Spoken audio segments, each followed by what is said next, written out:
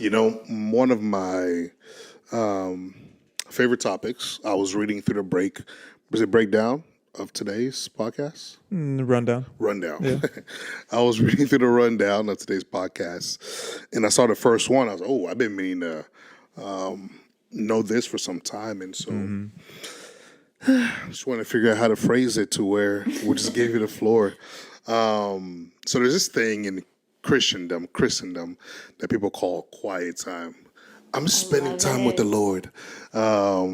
And people say that, and it's interesting to me because that means so many different things to so many different people. You know what I'm saying? For some people, it's reading the Bible.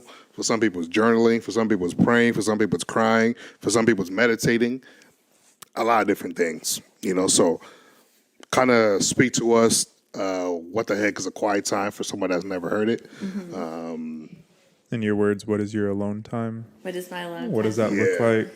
Daily personal encounter? This is a very intimate All thing, that. so I'm curious to know as well. Well, I think it's something very important. I would say it's definitely something that everybody needs to have. I feel like we're living in a time where it's very sad to see where things are going, and also where the church has allowed so many things to happen, really.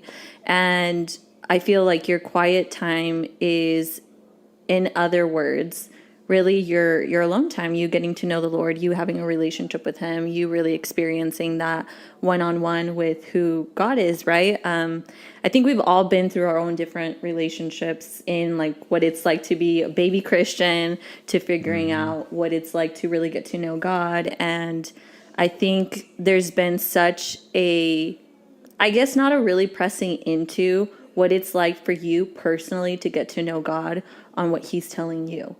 And I feel like so many people from at least my own walk, right?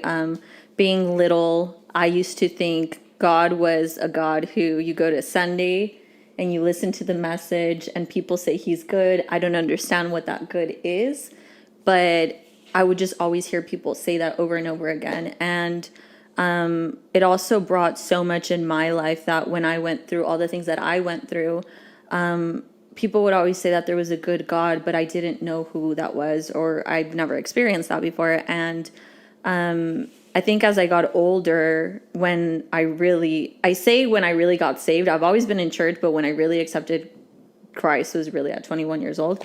And I've never felt that love ever. That first love that people talk about when the Lord really marks you and he says, I want you to be my daughter.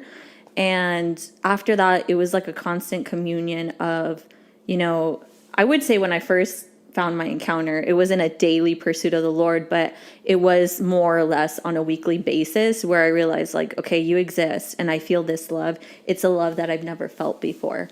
And more recently is when I began to realize you need that daily encounter. And that daily encounter is you getting to know God like a friend, like I would you guys, right? Spending time with you guys, getting to know what your character is like, getting to know the things you love, the things you hate, because there is things that God does hate.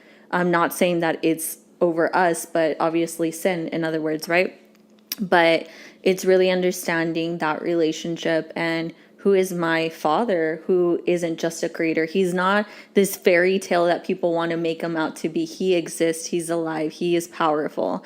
And what does that look like in my life? And how can I apply that so other people can have that too?